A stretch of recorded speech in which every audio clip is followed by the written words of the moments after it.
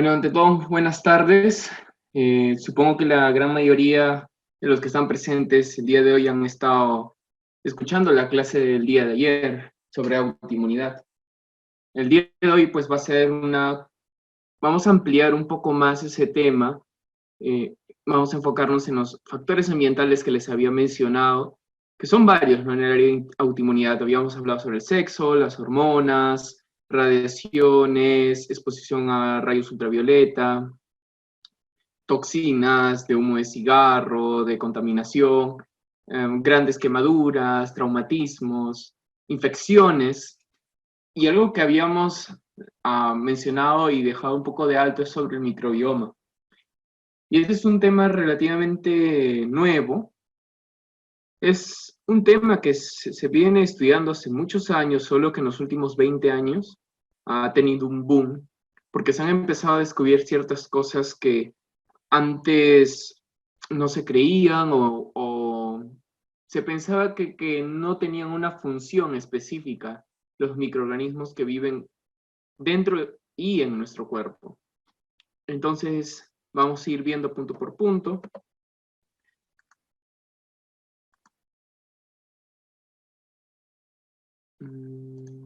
Listo. Entonces, igual como ayer, si tienen alguna pregunta, lo pueden hacer a través del chat o, bueno, claro, solamente a través del chat, según lo que me dijo ayer Franz.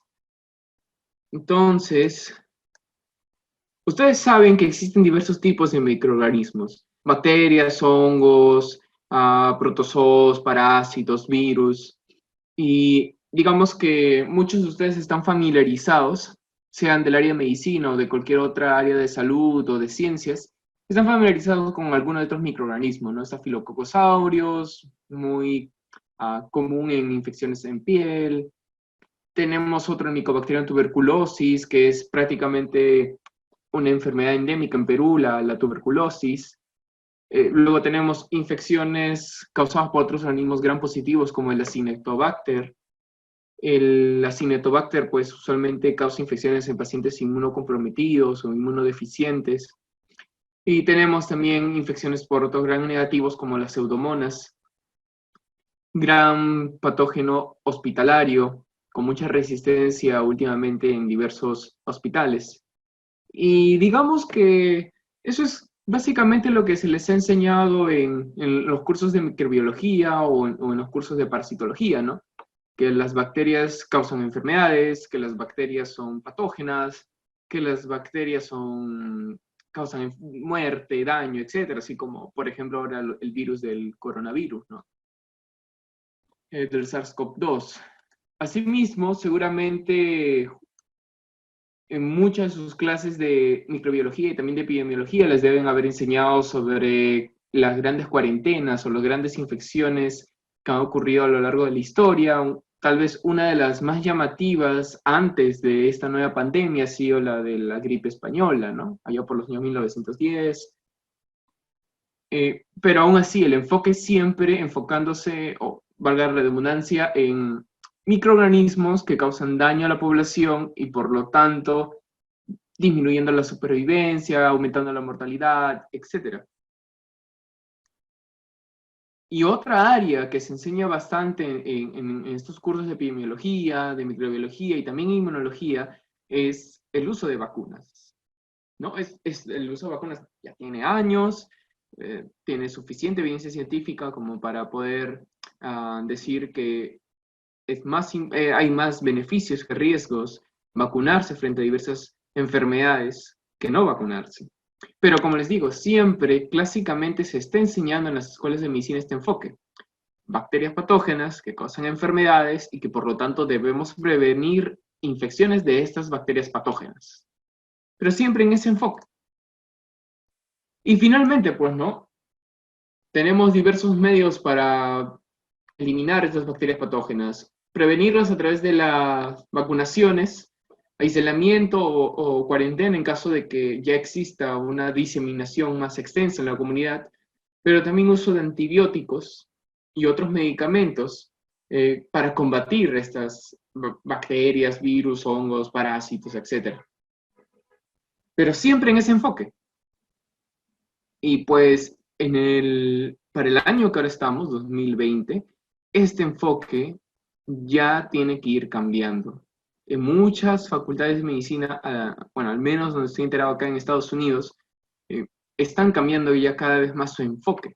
En Perú, en algunas universidades también ya están introduciendo una que otra clase de microbioma, pero con muchos déficits, porque este es un área muy avanzada, no se hace mucha investigación en esta área en Perú, y pues si no se tienen los conceptos claros, no vamos a poder aplicarlos tampoco en el área de medicina. Entonces, esta visión hay que ir cambiándola. Y el objetivo de la clase es de que esta visión ustedes la cambien y vean de que de todas las bacterias que existen o de todos los hongos, parásitos, estas que existen en nuestro organismo, dentro y fuera de él, las patógenas serán alrededor pues del 1 o 2%. La gran mayoría no son patógenos. Los antibióticos contra gram positivos no solamente van a destruir estafilococos o acinetobacter, van a destruir otros gram positivos, otras subespecies de estafilococos y de streptococos que normalmente no dan enfermedad. Y eso tiene que ir cambiando, ¿ok? Entonces, esto ya viene por muchos, muchos años. Así como alrededor del año 2000, 2002, se llevó a cabo lo que era el proyecto de genoma humano y se tuvieron los primeros resultados de esto y ha cambiado totalmente la medicina y también la aplicación tecnológica, más o menos alrededor del año 2010 a 2013 se ha desarrollado un proyecto llamado el Proyecto del Microbioma Humano. Por aquellos años lo que se quería hacer es tipificar los distintos tipos de microorganismos que tenemos dentro y fuera de nuestro cuerpo y poder ver, bueno, en primer lugar, descubrir qué cosas se encontraban y segundo, tratar de asociar este descubrimiento con algo específico en el humano. Y ustedes pueden ver esta portada de Nature muy interesante cuando se publicaron los primeros resultados, en el cual, pues, tiene como título Fellow Travelers, los compañeros viajeros o que viajan obviamente con nosotros, en el cual pues tenemos la silueta humana, pero además otra silueta, otra contraparte, que no es humana, pero que es parte de nosotros, que es la contraparte del microbioma. Entonces los objetivos de esta clase va a ser primero entender qué cosa es el microbioma, luego describir la interacción entre el microbioma y el sistema inmunológico. Ustedes pueden describir esta interacción, luego explicar la patogénesis de las enfermedades autoinmunes en base al microbioma, entender un punto adicional que voy a mencionar brevemente, que es el eje intestino-cerebro, y finalmente aplicar toda esta información a la práctica clínica. O bueno, en este caso, si no son médicos, pues también tiene mucha aplicación en el área de obstetricia, en el área de odontología, en el área de psicología, en el área veterinaria, también si por ahí veterinarios, etc. Entonces, en primer lugar hay que definir los términos, ¿no? O sea, ¿qué cosa es el microbioma? Y hay mucha confusión porque a veces se usan intercambiablemente las palabras microbioma con microbiota. Microbiota se refiere a todo ese conjunto de microorganismos, que pueden ser comensales, simbióticos y patógenos, que viven dentro y fuera de nuestro cuerpo. La diferencia con el término de microbioma es que no solamente engloba a los organismos per se, sino también a su material genético, y que está en constante interacción con nuestro propio material genético. Entonces, es por eso que muchas veces se usa intercambiablemente. Pero si ustedes pueden ver, microbioma es un término un poco más amplio, porque ya hablamos no solamente del microorganismo solo, sino hablamos de microorganismos, su material genético y la interacción que hay con nuestro cuerpo, ¿no? Entonces, para esta clase yo voy a utilizar más el término de microbioma. ¿Ok? Muy bien. Ahora, vamos a ir respondiendo poco a poco la pregunta de ¿qué es el microbioma? Acá voy a poner una silueta de un humano. Ustedes pueden ver acá una silueta de un humano. Entonces, se ha calculado, esto es una aproximación, que el organismo humano tiene aproximadamente 10 trillones de células humanas. Este número es extremadamente grande, estamos hablando de más de 10 millones, más de 100 millones, luego miles de millones, y luego billones, luego miles de billones, luego los trillones. Estamos hablando de una gran cantidad de células, ¿ok? Pero, si lo comparamos con la cantidad de microorganismos que viven dentro y fuera de nuestro cuerpo, afuera me refiero en la superficie, es decir, en la piel, cuero cabelludo, en las pestañas, en las cejas, en las uñas, eh, existen 10 trillones de microorganismos, incluyendo bacterias, hongos, virus, parásitos, etc. Miren la gran diferencia, son 10 veces más. Y si hacemos una comparación, pues más o menos este porcentaje, uy, ¿qué pasó? Si hacemos esta comparación, vamos a ver de que solamente esta porción de todo el organismo humano representa las células humanas y el resto representa a microorganismos. O sea, solamente por la cantidad de células, vamos a decirlo así, porque muchos de los microorganismos, bacterias, virus, algunos parásitos, algunos hongos son unicelulares. Entonces, vean la gran diferencia. Entonces, una primera conclusión o una primera pregunta que uno podría hacerse es, ¿qué cosas somos entonces? ¿Somos solamente un conjunto de células humanas? Con esta evidencia estamos viendo que no. Somos un conjunto de interacción de células humanas con células de otras especies, sí, pero acá la pregunta es un poco más filosófica y va hacia un poco más sobre lo que es la esencia humana. ¿Qué es el hombre? ¿Interacción de solamente células humanas y de microorganismos? ¿O es acaso que el hombre es consecuencia del desarrollo y de la interacción de los microorganismos que ejercen sobre el humano? Esas preguntas todavía faltan por responder, pero es interesante tener esas dudas porque, eh, como les mencioné al inicio, si nosotros como médicos solamente nos enfocamos en estudiar bacterias que solamente son patógenas, estamos descuidando la gran mayoría de microorganismos que no lo son. Son muy pocos los que son patógenos. La gran mayoría no lo son. Ahora, si hacemos una comparación del material genético, se estima, gracias al proyecto Genoma Humano, que los humanos tienen alrededor de 20.000 genes, más o menos, es un aproximado. Pero miren la proporción cuando lo comparamos con genes de microorganismos. Estamos hablando de 2 a 20 millones de genes de microorganismos. Miren lo diminuto que es nuestro material genético comparado con todo el material genético presente dentro y sobre nuestro organismo, que es gracias a la presencia de virus, bacterias, hongos, etc. Entonces vean la gran diferencia, ¿no? Entonces miren, acá tenemos un gráfico muy interesante. Ya habíamos dicho que más o menos el humano tiene aproximadamente 26.000 genes, ¿ok? 20.000, 25.000 genes, es muy variable. Pero vamos a poner en este ejemplo de esta imagen 26.000 genes.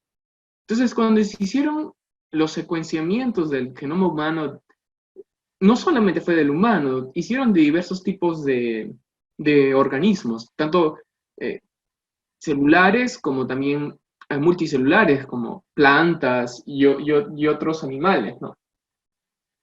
Y una sorpresa que se llevaron los científicos fue de que el genoma de las plantas, de una planta, por ejemplo en este caso de la planta del arroz, tiene más genes, 46.000 genes, o sea, casi el doble que el humano. Es más, no solamente esto pasa con las plantas, hay una tendencia, se observa de que muchos organismos menos evolucionados a comparación del humano, tienden a tener mayor cantidad de genes que el humano. Y eso fue una sorpresa, una primera gran sorpresa del, de los resultados del proyecto del genoma humano, porque no se esperaba eso. Se pensaba de que más bien el hombre era que tenía mayor cantidad de genes. Y pues con esto se ve que no. Entonces yo le hago la siguiente, les pregunto a ustedes. Si las plantas, o por ejemplo, por poner este ejemplo, la planta del arroz tiene mayor cantidad de genes, ¿por qué entonces se dice que nosotros estamos más evolucionados? ¿Qué es lo que, digamos, hace esta diferencia de que nosotros, entre comillas, seamos superiores a una planta? ¿Qué creen que ustedes, a qué se debe, ¿no? ¿Cuál sería ese factor adicional?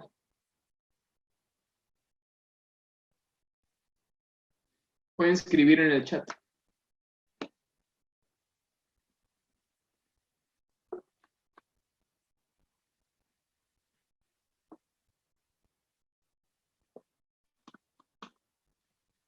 Más específico, ¿a qué se refiere con estructura de genes? Bueno, pero ojo, así haya recombinación genética, lo único que va a producir es diferentes cantidades de proteínas, diferentes formas proteicas, pero los números de genes va a seguir siendo lo mismo, 26.000. Tú puedes tener el gen A y el gen B y el gen C, y lo haces recombinación AB, AC o BC, pero sigue siendo 3 genes nada más.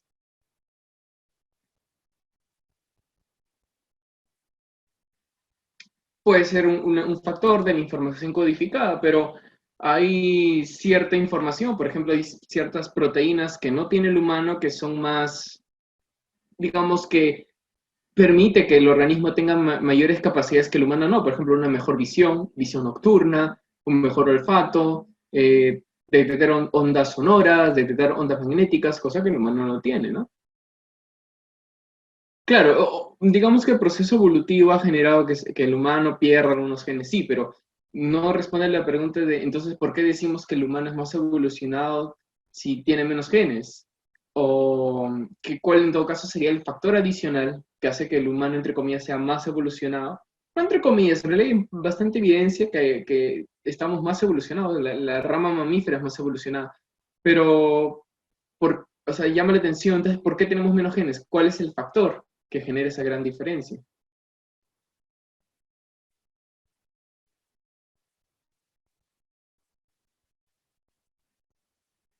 Bueno, porque convive con otras formas de vida. Eso, exacto, Franz.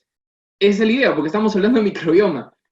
Porque el humano, ya he dicho, no solamente es humano. Usted ya ha mostrado en las láminas anteriores que en realidad de humanos somos muy pocos, muy poco. En realidad la gran mayoría de nuestro organismo es microorganismos.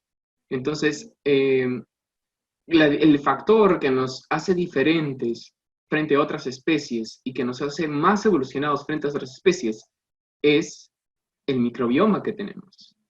Los genes de los microorganismos presentes dentro y sobre nuestro cuerpo, ¿no? Y eso lo podemos ver porque acá es donde vemos, miren, solamente tomando en cuenta el microbioma intestinal, se tienen más de 100.000 genes. Y esto es posiblemente más. Obviamente las plantas, ojo, no digo que las plantas no tengan su microbioma, ellas también tienen su microbioma, pero obviamente no es tan variable o tan variado y tan complejo como el microbioma humano. Y estos han realizado varios estudios. Los organismos menos evolucionados tienen mayor cantidad de genes, pero su diversidad de microbioma es menor. Tan solo compararnos, por ejemplo, con las especies más cercanas a nosotros como los chimpancés, ellos también tienen un microbioma que es relativamente variado.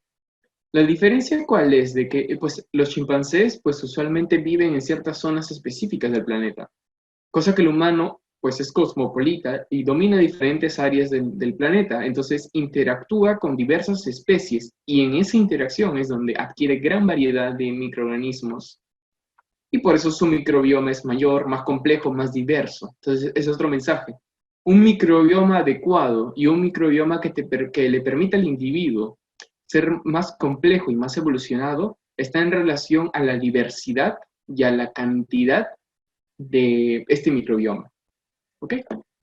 Entonces, nos estamos dando cuenta de que acá más importante es No, no es que sea más importante, en realidad tanto las células humanas y los microorganismos son importantes por sí, pero la idea es que se empiece a cambiar la visión de que no solamente debemos darle importancia a las células humanas, sino también a las células de estos microorganismos que viven con nosotros, ¿no? Entonces, como les decía, ¿no? Por siglos, la población de microorganismos en y sobre nuestro cuerpo ha sido inmensa y desconocida. Ustedes saben que desde que prácticamente se descubrió el microscopio, se inventó el microscopio, siempre se han ido descubriendo diversos microorganismos en el suelo, en el aire, en el mar, en nuestro propio cuerpo, sobre y dentro. Pero debido a la gran variedad y complejidad, pues nunca se le ha tomado mucha importancia. Bueno, no es nunca, digamos que no se le ha tomado la importancia debida por varios factores. Uno, no había tecnología disponible. Otro, habían ciertas creencias, que lo vamos a ir viendo ahorita. Por ejemplo, el término que anteriormente se daba microbioma de flora, y ahora ese término yo sugeriría cambiarlo por el término de microbioma, porque es el término más adecuado. Anteriormente se creía que la flora normal era gran parte inerte, es decir, que había microorganismos ahí en tu organismo, pero que no hacían nada, o sea, solamente estaban ahí. E incluso al inicio de cuando se fueron descubriendo microorganismos, se creían de que eran inertes, o sea, de que no tenías bacterias, virus, hongos, lo que fuesen muertos, solamente, digamos, ocupan de espacio dentro de nuestro organismo, nada más. Luego, también por mucho tiempo se ha creído de que la flora era estable, que una flora normal era estable, es decir, que a tus 25 años tú tenías una flora X y llegando a los 90 años tenías la misma flora. Porque como eran inertes, pues no variaban, no se consideraba de que el medio ambiente podría influenciar en la variación de tu microbioma. Ojo, recuerden que estos conceptos que para ahora a nosotros tal vez nos parece obvio, estamos hablando más o menos 200, 300 años atrás, incluso más, incluso posiblemente hablando desde los años 1500, 1300, eh, no era fácil entender esto y obviamente no era creíble. Debido a eso, pues es de que no se pudo avanzar mucho en el área de microbioma por esos años, ¿no? Luego, otra creencia era de que la flora normal no era relevante para enfermedades. ¿Por qué? Porque se creía que tu flora estaba ahí, que era estable, que no era cambiable, en parte era inerte, y si tenía vida, pues no influenciaba para las enfermedades, ni a su favor ni en contra. Se creía que solamente pues era una parte más de tu cuerpo que no era muy importante. Otra creencia era que los patógenos eran los microorganismos más relevantes para la salud humana.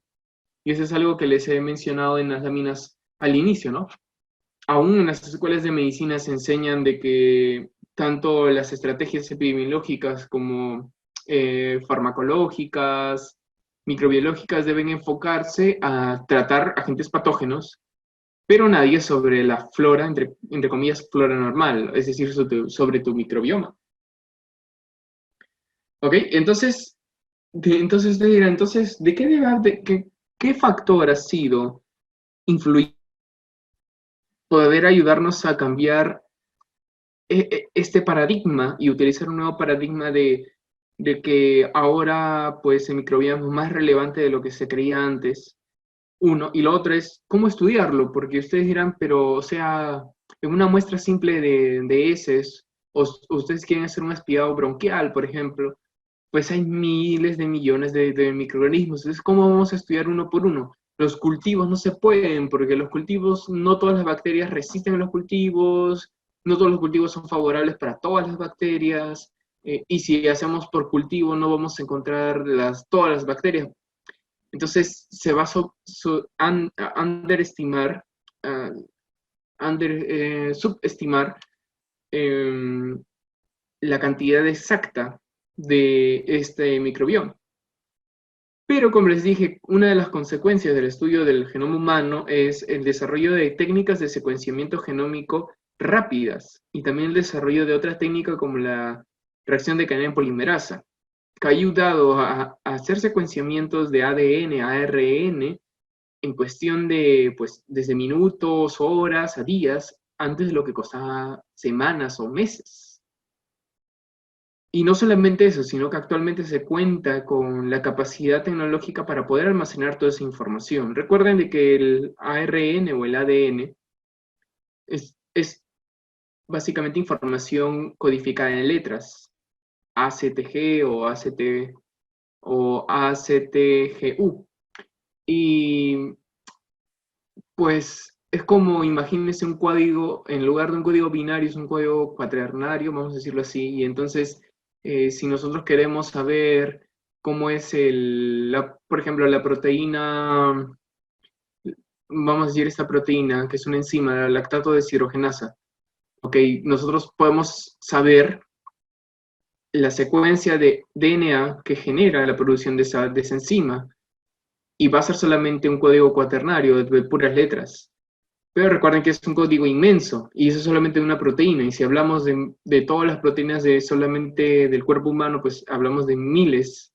Entonces toda esa información tiene que almacenarse en un área virtual, ¿no? Y eso es lo que actualmente se conoce como la ciencia de los datos o data management. Y existen diversos programas que seguramente ustedes habrán escuchado como Python o R, que tratan de analizar data inmensa de esta magnitud. Entonces, actualmente contamos con los softwares para poder analizar, contamos con la tecnología para poder almacenar la data y contamos con la tecnología de poder analizar realizar secuenciamientos grandes.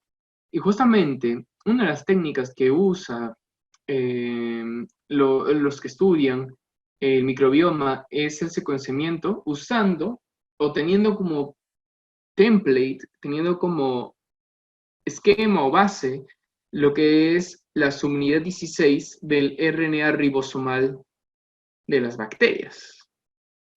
Y esta es la estructura de cómo es el RNA ribosomal del subunidad 16S, como pueden ver acá. Y ustedes ven acá que existen diferentes regiones, región 1, 2, hasta la 9. Pero la que más importa acá, la que más se usa para hacer el secuenciamiento debido a que es relativamente estable en los diferentes microorganismos con ciertas variaciones que se pueden detectar, es la región número 4, que sería esta de acá. Entonces, ¿cómo se hace ese análisis? De forma resumida se hace de la siguiente manera. Entonces, se toma la muestra, luego obviamente de esta muestra hay que aislar el DNA, se utilizan ciertas proteínas, ciertas nucleasas también para poder degradar lo que es la membrana nuclear, la membrana celular, para poder exponer el DNA. Luego ese DNA o RNA, dependiendo de lo que uno quiera, hay que tratar de aislarlos, se ponen ciertos buffers para evitar su degradación, etc. Es un proceso más complejo. Y posteriormente esto tiene que pasar a un proceso de amplificación. Acá tenemos la región 4, la región variable 4. Lo vamos a amplificar utilizando la técnica del PCR, de la reacción cadena en polimerasa. ¿Por qué es importante amplificarlo? Porque supongamos acá existe la bacteria Staphylococcus 1, vamos a decirlo así. En esta muestra podríamos encontrar tal vez un 10 a la 3 o un 10 a la 5 Staphylococcus A, pero no va a ser suficiente para poder, es como imagínense buscar una pajilla en un pajar. Entonces, de alguna otra manera, para tratar de hacerla más visible, tenemos que amplificar las secuencias, esa región, para poder detectarla con mayor exactitud, para que sea más visible y no estar buscando al azar. Entonces, se hace esta técnica de amplificación y posteriormente todo esto de acá, pues, pasa a través de un procesamiento de una máquina. Por ejemplo, una de las máquinas más usadas en secuenciamiento es del Illumina, de Thermo Fisher, que también tiene su protocolo, tiene su misma máquina, etc. Y luego, después de eso, nosotros ya recién podemos empezar a hacer el análisis de los datos. Y por ejemplo, acá en este ejemplo se está encontrando 5 muestras de un tipo de listeria, 3 muestras de una Gardnerella vaginalis y 2 muestras de otra bacteria que es una Acinetobacter vaginae, ¿no? Entonces, de manera resumida, esta es la forma de cómo se puede hacer secuenciamiento de microbioma de cualquier especie, plantas, otros mamíferos que pueden ustedes, lo que son veterinarios, ¿no? El ganado vacuno, porcino, etcétera, ¿no? Entonces, gracias a estos estudios, es que se ha venido descubriendo ciertas cosas y se han ido rompiendo los paradigmas que mencioné anteriormente, ¿no? Uno de que es estable, ya vamos viendo que es falso, porque va a depender mucho de qué área se encuentre, o qué área analicemos, mejor dicho, y vamos a encontrar una gran variedad. Por ejemplo, vamos a hablar de la cavidad oral. Ustedes pueden ver acá que en su gran proporción son un género de bacterias llamados Firmicutes. En segundo lugar tenemos proteobacterias y en tercer lugar bacteroidetes. Estas 3 bacterias que acabo de mencionar usualmente son las más comunes: Firmicutes, bacteroidetes y proteobacterias. Si nos vamos, por ejemplo, a nivel del esófago, vemos que los Firmicutes aumentan con gran cantidad, seguido de los bacteroidetes. Si nos vamos tal vez un poco más abajo, miren, ustedes pueden ver que prácticamente en el estómago, la gran mayoría estamos hablando de Helicobacter pylori. ¿Okay? ¿Qué quiere decir eso? De que, o sea, pues, si bien es cierto, el Helicobacter pylori está asociado a desarrollo de úlceras y de enfermedad de úlcera péptica, de cáncer, etcétera, pues no siempre o no toda presencia de Helicobacter es negativa. Y eso es algo que está siempre en discusión sobre este paradigma sobre decir tratar o no tratar a los pacientes con Helicobacter pylori positivo. Y esto todavía es algo que está cambiando y está en debate, ¿no? Ahora, si nos vamos, por ejemplo, a la piel, vemos que la cantidad varía. Por ejemplo, más común están los actinobacterias. A nivel de la vagina, por ejemplo, está más común los firmicutes. En el caso del colon, tenemos los firmicutes, pero también miren, los bacteroidetes aumentan en gran cantidad.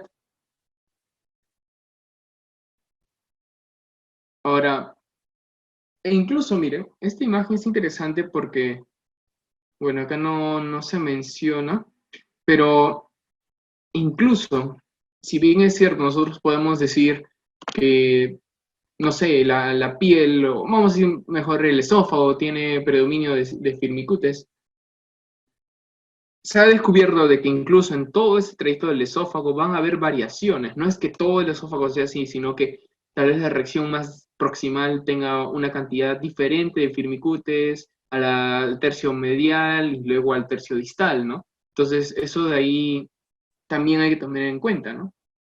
Esto lo podemos ver aquí, ¿no? Ustedes pueden ver igual, ¿no? Acá, por ejemplo, en espalda se menciona que gran mayoría son propionobacterias. Igualmente en el caso de las fosas nasales o detrás de la oreja, aunque ya empiezan a aparecer los corinobacterias. ¿Ok? Ojo, esto varía mucho también de la persona, no es que sea lo mismo. Ahora, por ejemplo, en la palma de la mano vemos que es más común las proteobacterias, a diferencia tal vez de la planta del pie, ¿no? Que en mayor cantidad están los estafilococos, ¿no? Entonces, incluso dentro de regiones también hay variedad. Y también va a depender mucho de algo que acá se menciona, que es la zona si es oleosa, seca o húmeda. Entonces, por ejemplo, las zonas húmedas estamos hablando de los pliegues. Las zonas secas estamos hablando de las palmas de las manos y de la zona glútea. Y las zonas más oleosas, pues estamos hablando de las mejillas, detrás de la oreja, de la espalda, del pecho. Y eso también va a influenciar la producción de aceites o la producción de agua, va a influenciar también en la variedad de microorganismos, así como estos microorganismos van a influenciar en esto de acá. Entonces ustedes deben escuchar o tener pacientes que tienen piel muy seca o piel muy oleosa. Entonces eso se debe a 2 cosas. Uno, a su mismo organismo, sus propias células, y otro, al microbioma que tienen ellos. Entonces, si queremos nosotros, tenemos un paciente con piel seca y queremos cambiar, pues tenemos que cambiar no solamente sus células, sino también su microbioma. Y de alguna otra manera es todavía un poco futurista hablar de cómo podríamos cambiar específicamente el microbioma para que de una piel seca se convierta tal vez en una piel más húmeda o ya no seca, obviamente. Pero hay ciertas cosas que han venido resultando con relativos beneficios, ¿no? Por ejemplo, cambio de dieta, consumo de ciertas vitaminas y actualmente algunas cremas incluso también tienen probióticos, vitaminas, etcétera. Pero bueno, eso ya es otra área, ¿no? Les pongo solamente un ejemplo. Y luego también el microbioma varía a lo largo de la edad. Ojo, miren, este artículo ha sido publicado en el 2012. En el 2012 ponen acá como el no nacido, como que no tiene microbioma, ¿ok? Un datito por ahí. Luego tenemos, por ejemplo, que el bebé a lo largo de su vida incluso va a variar su microbioma y va a depender incluso de qué tipo de alimentos consuma. Bebés que se alimentan con lactancia materna, bebés que solamente se alimentan con fórmulas y bebés que después de haber pasado la lactancia materna empiezan a alimentarse con alimentos sólidos. Miren la variedad. Y, por ejemplo, los que se alimentan con fórmula, vemos de que los que se alimentan con leche materna, vemos que su gran mayoría son actinobacterias y proteobacterias. Mientras lo que se alimentan con fórmula, miren cómo varía, son mayor proporción actinobacterias y firmicutes. Entonces, si hay diferencia. Un bebé que se alimenta de leche materna y de fórmula son diferentes, no son los mismos. Y hay estudios que han evidenciado que bebés que se alimentan solamente con fórmula tienen mayor riesgo de desarrollar autoinmunidad, enfermedades alérgicas y cáncer. ¿Ok? Entonces, ¿por qué? Más adelante lo vamos a ir viendo, si es que no me equivoco por ahí una diapositiva. Entonces, importante eso de acá. Igual luego cuando ya es un niño, también miren, por ejemplo, si es un niño que siempre le están dando antibióticos, tiene un resfriado con solamente estornudos y mocos y ya le están dando citromicina. Tiene una diarrea que solamente dura 2, 3 días, ya le estás dando ciprofloxacino. Miren cómo disminuye la variedad del microbioma que habíamos dicho que era muy importante, que nos hace más evolucionados, por así decirlo, frente a alguien que es sano. E incluso miren la variedad de alguien que está malnutrido.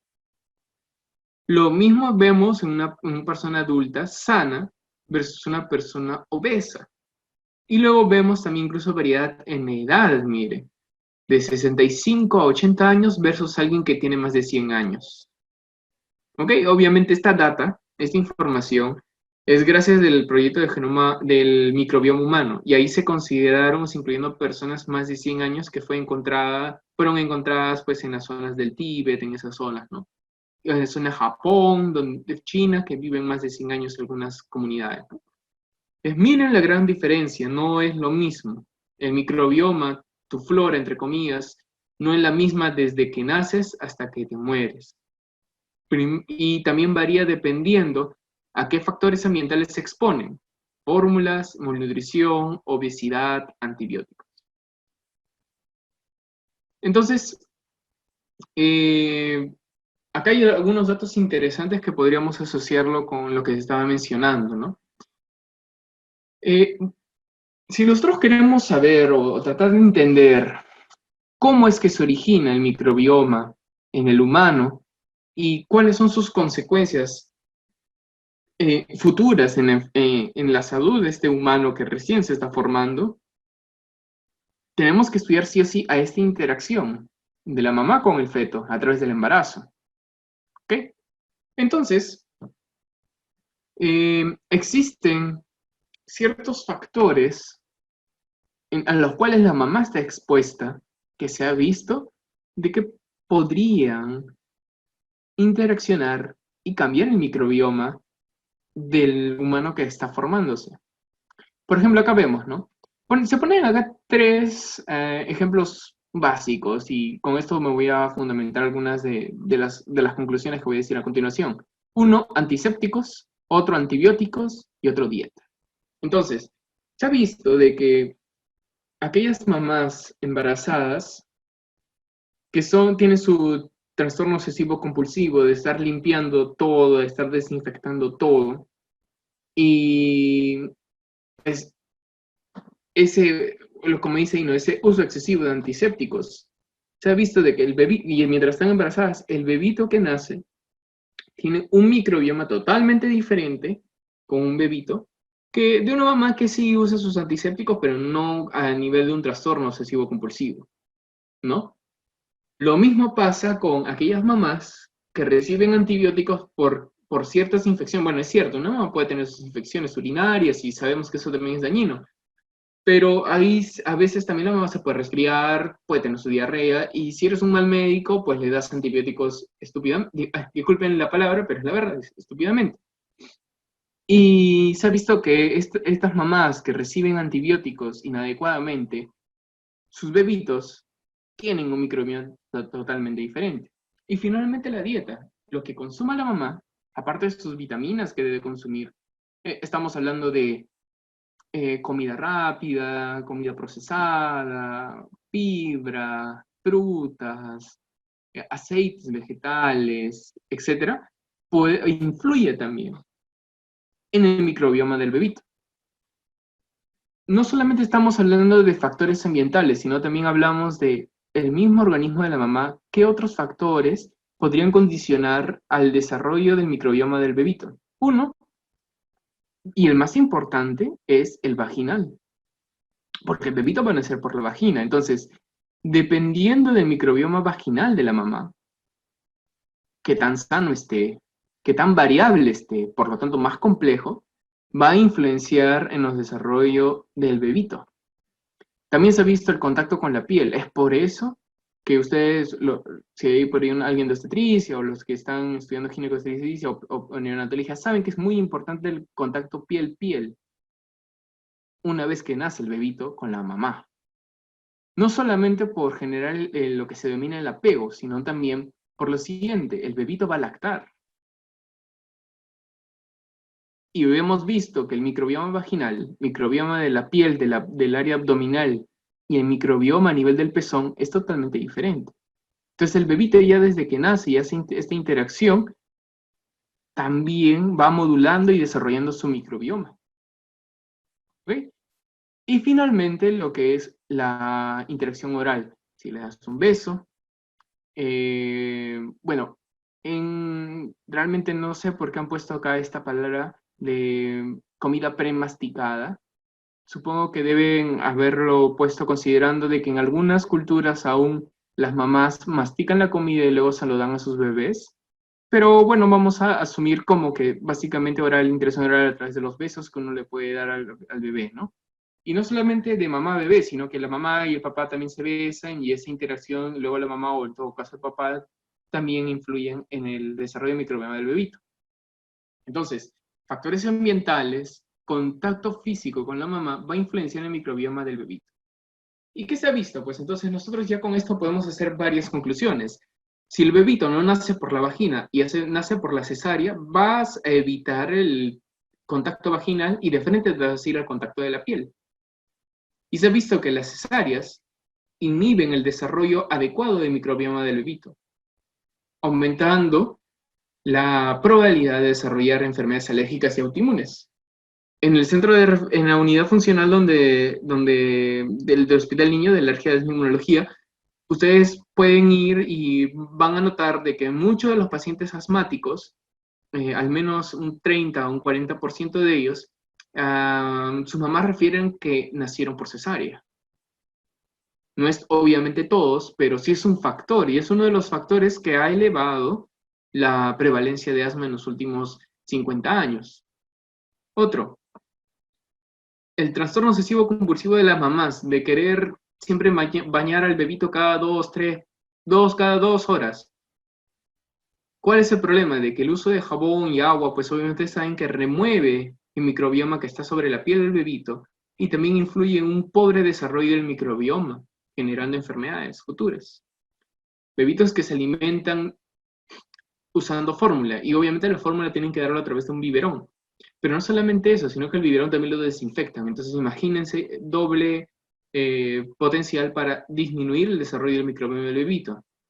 Y finalmente acá ponen el amalgama dental, que es un factor que se ha ido viendo últimamente en que el microbioma también a nivel oral, específicamente de las encías, también influye en el desarrollo del bebito. Por ahí entonces todos los odontólogos, si es que hay por ahí uno, pueden empezar a preguntarse si el uso excesivo de amalgamas para tratar caries o para tratar de sellar algunas piezas dentarias, se ha visto de que disminuye, el amalgama por sí solo, disminuye la variedad microbiológica de microbioma a nivel de las encías. Y si una mamá recibe un tratamiento con amalgama o ya tiene un tratamiento con amalgama mientras está embarazada, se ha visto que influye también en el desarrollo del microbioma del bebito. Todos estos factores son negativos para un desarrollo de un correcto microbioma y como se pone acá, exposición temprana a antibióticos también. Ahora, dicho todo esto, yo les hago la siguiente pregunta. ¿El microbioma en qué momento de la vida aparece? ¿Aparece después del nacimiento, una vez que entra el contacto vaginal, etcétera? ¿O es que podemos hablar de un microbioma intrauterino?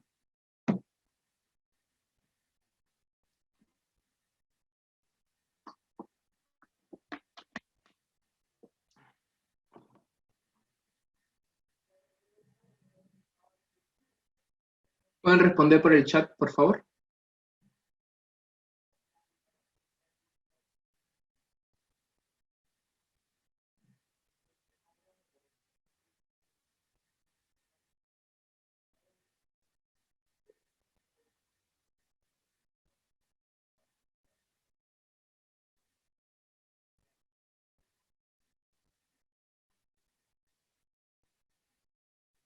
Bacteriemia materna, pues eso tendríamos que decir que la mamá está enferma, ¿no? Y sí, hay, por ejemplo, lo que se llama ¿cómo la endometritis. Sí, la endometritis. Y que podría, y sí, se ha visto de que también causa infección en el bebito, pero estamos hablando, pues, supongamos un embarazo normal, ¿no? Y sin ninguna infección bacteriana de la mamá. O sea, la pregunta es, ¿el microbioma del humano se adquiere cuando pasa por el canal vaginal o es que ya existe un microbioma intrauterino y ya desde que estás en el útero hay esta interacción con bacterias, ¿no?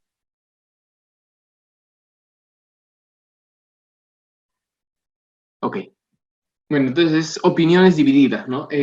La respuesta es que sí hay microbioma intrauterino. Entonces, ya otro tipo de, otra cosa que se debe ir cambiando de la mente es lo que se denomina santuarios, o claro, lo que los médicos tradicionalmente dicen, los santuarios del organismo, que hay ciertas áreas del organismo que no están invadidas por microorganismos, que son estériles, como la vejiga, el útero, el cerebro, el ojo, etc. Ir cambiando eso, porque a donde quiera que nosotros vayamos o busquemos, vamos a encontrar microbioma. Ojo, y vuelvo a decir, no hablamos de flora, estamos hablando de microbioma. Y luego podría haber bacterias en la placenta. Exacto, y eso es lo que le estoy diciendo acá. Bacterias recuperadas de la placenta en condiciones aeróbicas. Ojo, solamente son las bacterias en condiciones aeróbicas. También obviamente hay en condiciones anaeróbicas. O sea, bacterias que pueden sobrevivir en estados anaeróbicos. Entonces, y este no es el primer estudio. Miren, este estudio, si no me equivoco, es acá, del año 2018, hace ya 2 años. Y en los últimos 2, 3 años, porque está relativamente nuevo, se han venido descubriendo cada vez más. Hay más evidencia que está saliendo en los últimos años que aportan a de que el microbioma no se adquiere cuando nace por el canal de parto, sino que ya se estaría adquiriendo a nivel intrauterino, y que el útero, la placenta, el líquido amniótico, tienen bacterias. Hay normalmente bacterias y seguramente otros microorganismos como hongos, parásitos, etc. Les vuelvo a decir, cada vez que nosotros hablamos de, de un microorganismo en microbioma, no siempre lo asocian a patógeno. Esa imagen ya debe salir de la mente. No todos son patógenos. La gran mayoría son comensales y simbióticos. Y son bacterias relativamente conocidas, miren. Por ejemplo, en el lado de los firmicutes, tenemos que el Enterococcus fecalis y el Streptococcus agalactiae están presentes en una gran proporción. Y en el caso de las proteobacterias, estamos hablando de Escherichia coli y la Klebsiella pneumoniae. Ustedes dirán, pero a veces hay infecciones urinarias por Streptococcus agalactiae y también infecciones intestinales por Enterococcus fecalis. Entonces, si nosotros tenemos una paciente embarazada y obtenemos una prueba, un resultado de que nos sale positivo a esto, y tenemos que dar tratamiento o no, pues solamente la respuesta adecuada para esto es remítense siempre a las guías que están ya establecidas. Recuerden de que, si bien es cierto, puede ser que haya presencia de estreptococos o estafilococos que sean patógenos, su sola presencia no significa que esté ocasionando enfermedad. Para que ocurra enfermedad tiene que haber una pérdida del equilibrio del microbioma que en su gran mayoría es no patógeno.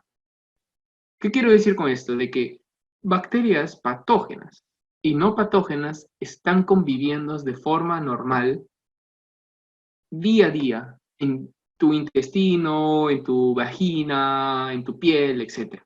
Es normal. Y si tú cultivas o haces un secuenciamiento genético, vas a encontrarlos porque es normal. Pero su sola presencia no significa que está generando enfermedad. ¿Ok? Eso es un mensaje. Entonces, el otro mensaje, ya existen microbiomas desde el útero. Entonces, la siguiente pregunta es, ¿cómo se adquiere entonces el microbioma del útero? En el útero, o sea, si se supone que el microbioma es, el útero es un santuario, entonces, ¿cómo es que el útero, la placenta se llenan de microorganismos? Bueno, existen ciertas hipótesis. Por ejemplo, bacterias.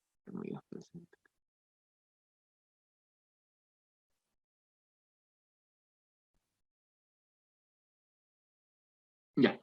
Existen hipótesis que que se están planteando que podrían explicar por qué existe un microbioma a nivel intrauterino. Se cree que ocurre a nivel de tres vías: vía oral, vía intestinal y vía vaginal. Estas tres vías van a influenciar al desarrollo de microbioma intrauterino, placentario y de líquido amniótico. ¿Ok? ¿Y cómo es eso?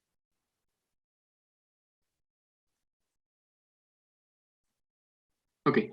¿Cómo es eso? Lo que se está pensando es que en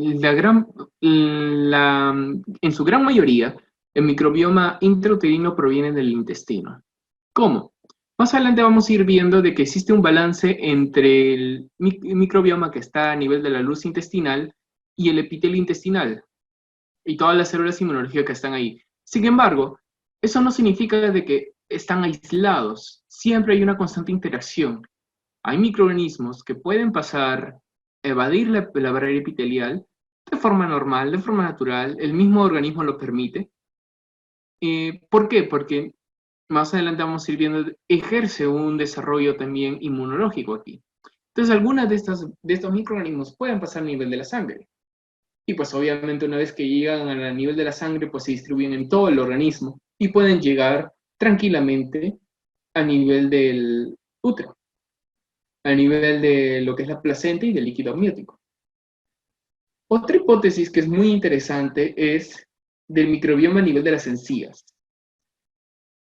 Por lo mismo, el microbioma, las encías también es mucosa, entonces hay unas brechas que pueden abrirse a nivel del tejido epitelial y pueden viajar al nivel sanguíneo y llegan fácilmente a la placenta. La vagina es lo mismo, ustedes saben que el conducto anal está cercano a nivel de la vagina, bueno, es por ahí que se transmite microbioma, pero también se ha visto que existen ciertas bacterias que pueden ascender a través de la vagina hasta llegar al útero, hasta llegar a nivel de la placenta y el líquido amniótico. ¿Ok? Ahora, buenas tardes. Al elaborar el gen 16S se conoce solo una parte del microbioma presente en bacterias. No sé si hay información. Claro, lo mismo se puede hacer con los hongos. Lo mismo se puede hacer. Obviamente ya no se usa esa subunidad 16S. Ahorita no recuerdo exactamente para el caso de los hongos o de los virus, pero se pueden hacer ahora. También existen diversas técnicas de secuenciamiento, ¿no? En los cuales nosotros podemos agarrar plantillas que están disponibles a nivel virtual, plantillas de ciertos organismos, y nosotros solamente vamos a buscar esas plantillas en las muestras. O incluso nosotros podemos incluso generar un propio ADN en base a información que nosotros obtenemos de la muestra de forma indirecta. Podemos generar un ADN y luego encontrar en la base de datos que se maneja a qué tipo de bacteria pertenece, o hongo, etcétera, ¿no? Ok, ahora, yo les hago la siguiente pregunta, si no... Ya, la siguiente pregunta. Y bueno, creo que acá no se puede hacer como una especie de... No, no se puede. A ver, ¿cuántas veces al año, acá de los que están presentes, visitan al odontólogo? A ver, respondan uno, o solamente respondan uno, dos, más de dos o nunca, con sinceridad.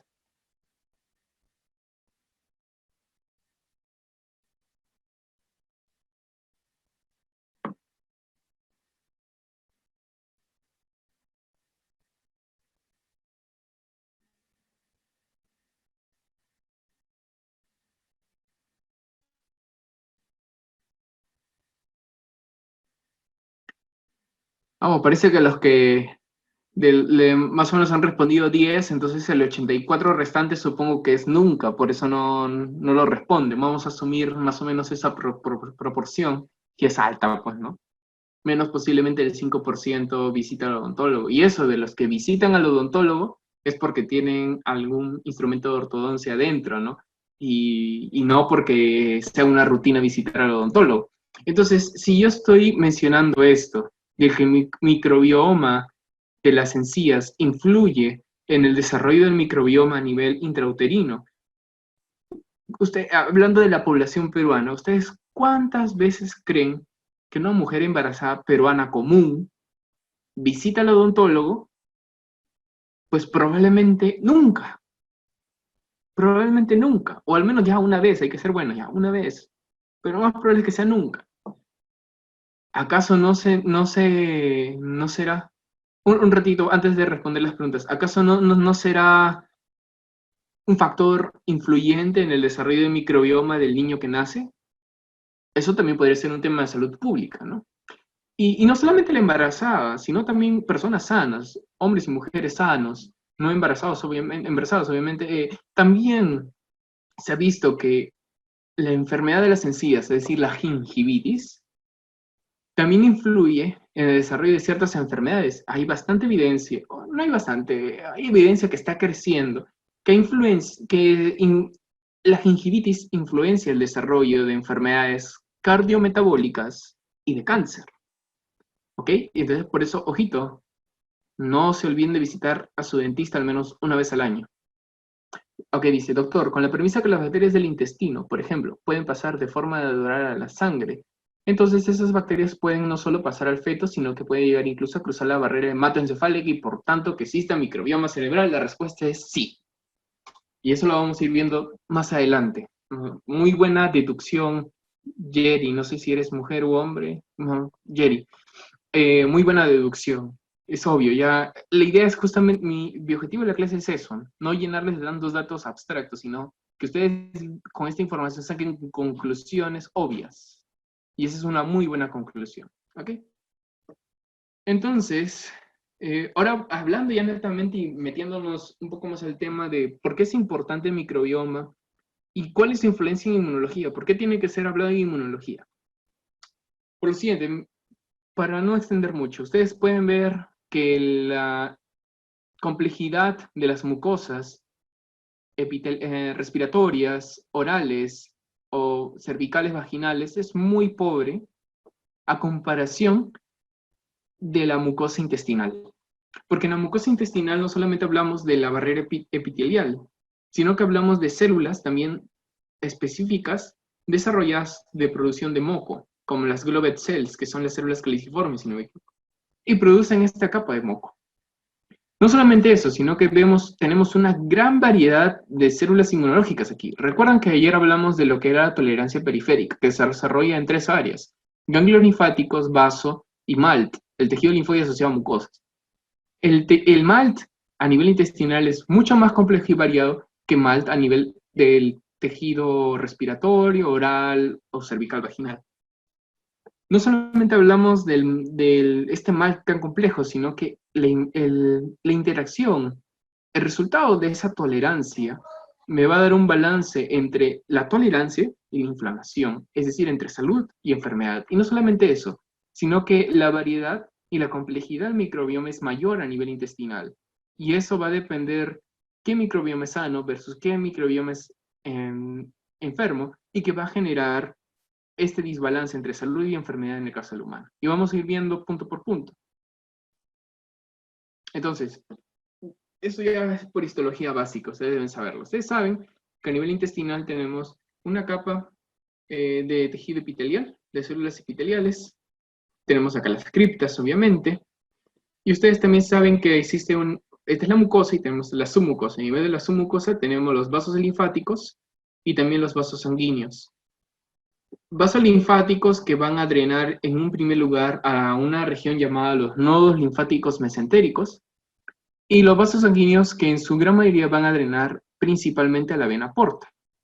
Y ustedes saben que el hígado junto con el vaso, bueno, va a haber conexión y luego esto se hace sistémico, pero también el drenaje linfático de los nodos linfáticos mesentéricos van a drenar a nivel del vaso y luego también esto se hace sistémico. Dentro de esta estructura básica tenemos una área llamada lámina propia a nivel de la submucosa. La lámina propia es muy importante porque vamos a encontrar la gran variedad de células inmunológicas que vamos a ir viendo después. Un conjunto organizado de estas láminas, dentro de la lámina propia está lo que se llaman los patches de Peyer, bueno, no sé ya me olvidé la traducción en español, los Peyer's patch, en los cuales pues van a ser como los plagas de Peyer, ¿cierto? Van a ser como los ganglios linfáticos de la mucosa intestinal, que van a drenar al nodo linfático mesentérico. Hay varios nodos linfáticos mesentéricos, pero las placas de Peyer es una zona muy condensada de células inmunológicas que vamos a ir viendo más adelante. Entonces, acá vemos que, otra cosita más, los microorganismos pueden interaccionar y pasar la barrera epitelial a través de tres mecanismos. Uno, a través del mecanismo de las células dendríticas. Las células dendríticas son células centinelas. Algunas de estas células dendríticas tienen proyecciones citoplasmáticas que pasan interepiteliales, que van a pasar y que van a estar como unas antenas a nivel de la luz intestinal. Y van a estar ahí como unas antenas. Si capturan algo, lo van a internalizar. O si sensan algo, un cambio de pH, un cambio de ciertos péptidos antimicrobianos, van a sensarlo. Obviamente la célula dendrítica lo va a fagocitar y lo va a procesar y va a generar todo lo que ya sabemos. Otra forma es a través de la ruta por las células M, que es un tipo de célula epitelial especializada, que más que fagocitar lo que hace es translocar. Tiene acá la bacteria, entonces la célula M, a través de un mecanismo de pinocitosis, si no me equivoco, hace una translocación bacteriana, de adentro hacia afuera. ¿Para qué? Para que pueda entrar en contacto a nivel de las placas de Peyer. Esa es la importancia. Células M manda dentro a las bacterias. Vamos a referirnos a partir del microbioma solamente bacterias, para hacerlo más fácil, y genera interacción con las células inmunológicas. Esto es importante, ¿por qué? Porque en esta placa de Peyer vamos a encontrar tanto células T como células B. Ayer yo les mencioné que las células B maduran en los folículos, en específico en una zona llamada centro germinal. ¿Cuál es la función final de la célula B? Producir anticuerpos. Pero a nivel intestinal, la producción más importante de anticuerpos es la inmunoglobulina A. ¿Okay? Y finalmente, la otra forma por la cual estos microorganismos, estas bacterias pueden pasar, al nivel de la submucosa es a través de las mismas células epiteliales. No menosprecien estas células epiteliales, son muy importantes, porque ellas mismas pueden, es decir, los microorganismos pueden meterse a la célula epitelial y luego, sin necesidad de destruirlo, pueden pasar a la submucosa. Algunas sí van a destruir a las células y luego van a venir las defensas y van a fagocitarlos y van a evitar, obviamente, mayor problema. Otras van a romper las uniones intercelulares, que son las tight junctions, como los desmosomas, las proteínas de sonolo-occludens, van a destruirlas, van a pasar tranquilamente, sea a los vasos sanguíneos o sea a nivel de los vasos linfáticos. Entonces, a través de estos tres mecanismos, de forma general, pueden pasar las bacterias de la luz intestinal hacia nuestro organismo. Ojo, esto pasa constantemente. No solamente pasa en enfermedad, pasa constantemente. Recuerden que la gran mayoría de bacterias son buenas, no son malas. Entonces, esto pasa todos los días, todo el día. ¿Ok? Sigamos. Entonces, acá ya vemos ahora sí un esquema más complejo y más completo de lo que es toda esta interacción, todo este conjunto, ¿no? Existen diferentes tipos de células dendríticas. Las células dendríticas que van a ser las centinelas, que se caracterizan por tener un receptor de citoquina en específico que se llama CX3R1. Pero van a haber otro tipo de células dendríticas que van a ser CD103 positivo y CD11B positivo, que no van a tener esa función, que solamente van a estar a la espera de que si alguien pasa, pues ellas mismas son. Tenemos otras células epiteliales especializadas, las células madre, las células enteroendocrinas, las células Globet y las Globet cells y las Panet cells, que van a estar también en la barrera epitelial produciendo moco y ciertas sustancias llamadas péptidos antimicrobianos como defensinas. Tenemos las placas de Peyer, que les dije es un conjunto de células inmunológicas, principalmente linfocitos T y linfocitos B. Función final es producción de anticuerpos IgA. Entonces, no solamente eso, sino que vamos a ver capas de mocos, capas superficiales y capas más externas, por eso acá está coloreado de dos áreas, y también una zona sin moco, en la cual también van a haber bacterias. Bacterias que van a preferir vivir en un área sin moco, con poco moco y con mucho moco. Una de las bacterias más importantes a resaltar acá son las bacterias segmentadas filamentosas. Estas de acá. Bacterias segmentadas filamentosas. Entonces, por favor tengan en cuenta todo este esquema.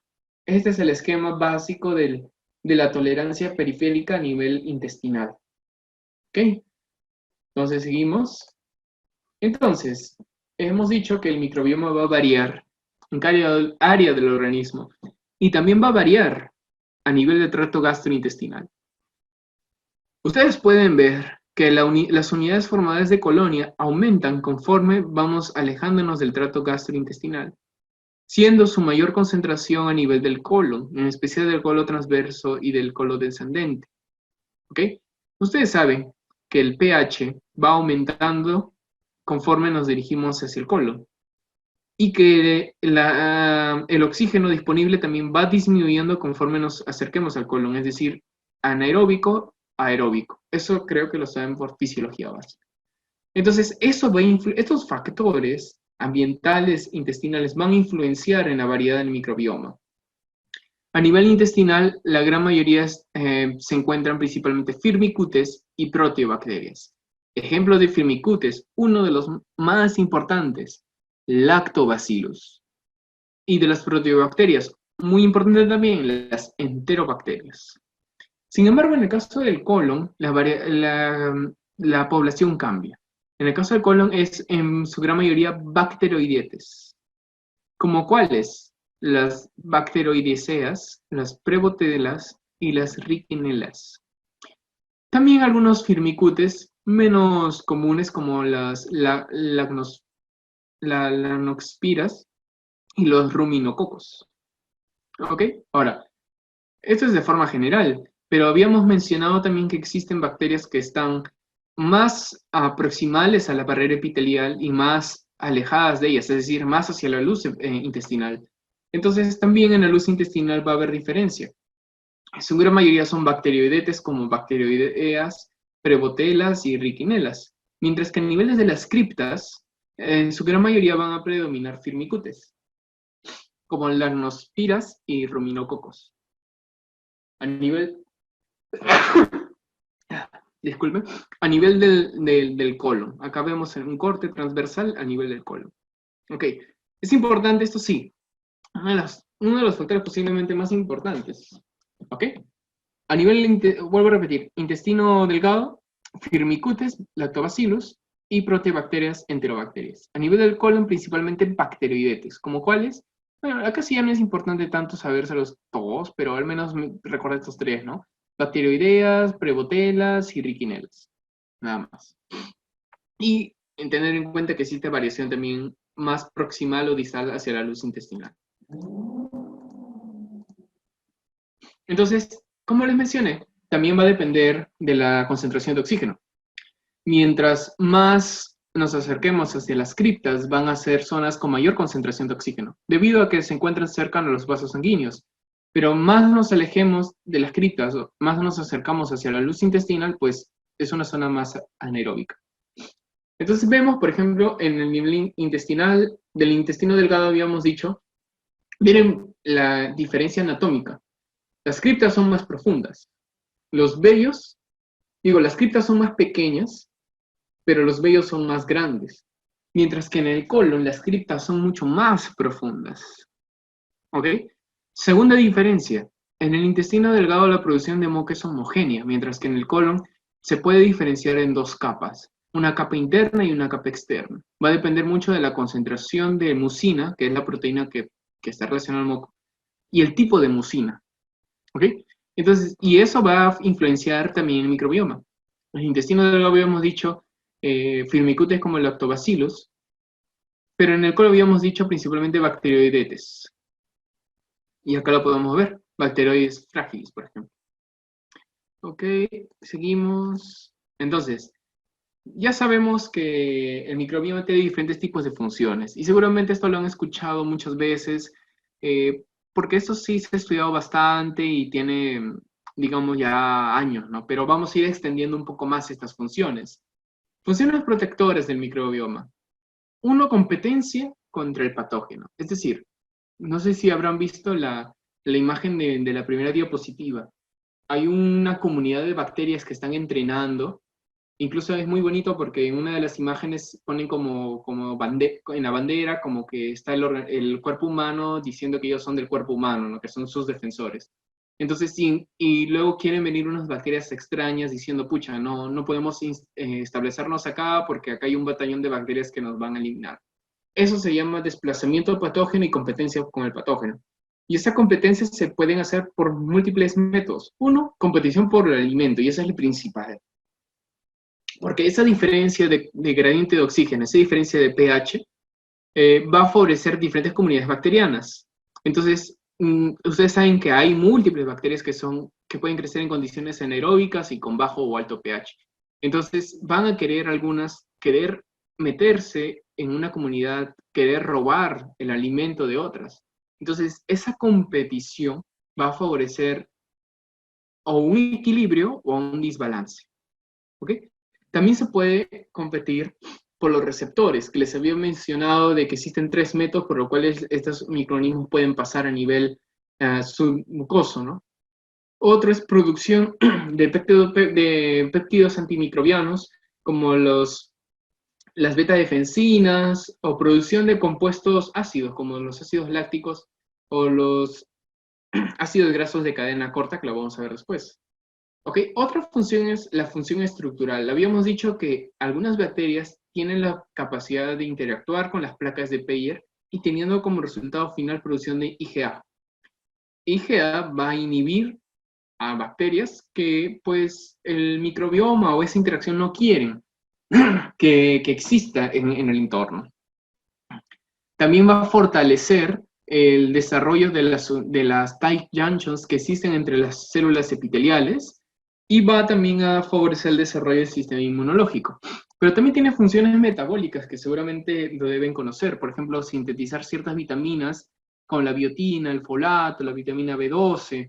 ayudan a la absorción del hierro, ayudan a fermentar lo que es la fibra, ayuda a metabolizar ciertos productos que en algunos casos pueden producir carcinógenos, que lo vamos a ir viendo después. Y pues ayuda también a producción de ácidos grasos de cadena corta, que vamos a verlos también después, y bueno, también absorción de otros oligoelementos como hierro, calcio y magnesio. En forma resumida, porque obviamente esto no es todo, nos estamos dando cuenta que el microbioma tiene una gran complejidad, no solamente para ellos, sino también para beneficio